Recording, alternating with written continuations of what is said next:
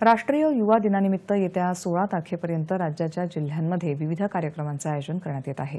राष्ट्रीय युवा सप्ताहानिमित्त लातूर शहरात आयोजित जिल्हा युवा सप्ताहाचे उद्घाटन खासदार सुधाकर श्रंगारे यांच्या हस्ते झाले। यावेळी मान्यवरांनी स्वामी विवेकानंद यांचे तत्वज्ञान तरुणांना उलगडून सांगितले।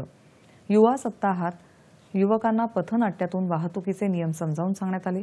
युवकांसाठी या सप्ताहात विविध कार्यक्रमांचे आयोजन करण्यात येणार आहे। आज आमच्या कॅम्पसमध्ये राष्ट्रमाता राजमाता जिजाऊ यांच्या जयंतीनिमित्त व स्वामी विवेकानंद यांच्या जयंतीनिमित्त जे प्रोग्राम नियोजित करण्यात आले होते त्यामध्ये प्रथमतः आमच्या कॅम्पसमध्ये ट्रॅफिक व्यवस्थेबद्दल सुरक्षेबद्दल जे काही नाट्य करण्यात आलं त्यामधून आम्हाला फार चांगला संदेश मिळाला।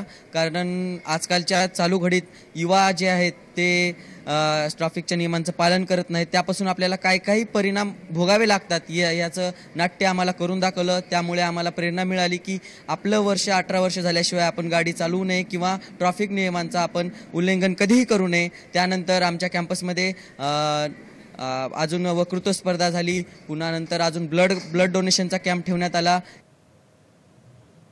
सिंधुदुर्ग जिल्ह्यात वैभववाडी इथं युवा महोत्सवाचे आयोजन करण्यात आलं होतं। स्वामी विवेकानंद आणि राजमाता जिजाऊ यांच्या प्रतिमा पूजनानं कार्यक्रमाची सुरुवात झाली। मान्यवरांनी राजमाता जिजाऊ, स्वामी विवेकानंद यांचं कार्य युवकांसमोर मांडलं। कार्यक्रमात विद्यार्थ्यांनी स्वामी विवेकानंदांच्या कविता सादर केल्या।